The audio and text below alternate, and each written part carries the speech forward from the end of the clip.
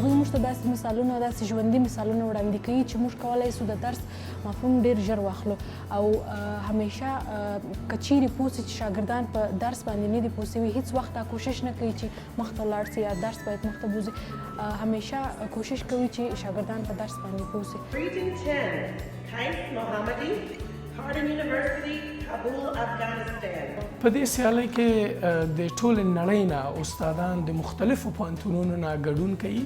تقریبا 1200 پوهنتونونه دا غړیتوب لري او دا 1200 پوهنتونونه ټول خپل استادان معرفي کوي.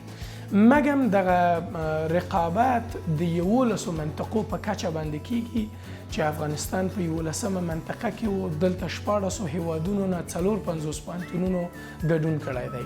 هر پوهنتون 2-3 استادان نوماند کوي. دوی مکمله پروسه ګوري د هغې نه وروسته یو نفر استاد د غوره استاد په صفت باندې تعینیږي. کله چې دغه خبر د ایمیل له طریقې نه ماته راورسېده نو ما خپل احساسات نشو کنټرول کولی. د حد نه زیات خوشحاله وم ځکه چې موږ وکولی شو چې د آسیا په کچه باندې په 14 هیوادونو منځ کې نن په اکاډمیک برخه کې رقابت وکړو او د رقابت ګټونکي هم شو.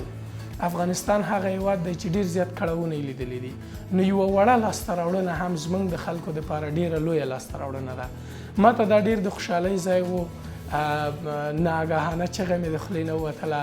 کورنۍ ډېره زیاته خوشحاله وه. پوهنتون کې استادان ډېر زیات خوشحاله ول. د دوی میتود چې ده ډېر داسې ده چې موږ ټول باید په درس کې سهم واخلو. څه خیل چې هغوی درس ورکوي تشریح کوي درسونه او ډېر زیات اپورچونیټي زده کوونکي ته ورکوي چې هغوی باید سهم واخلي ټول یو ځای درس به زده کړو.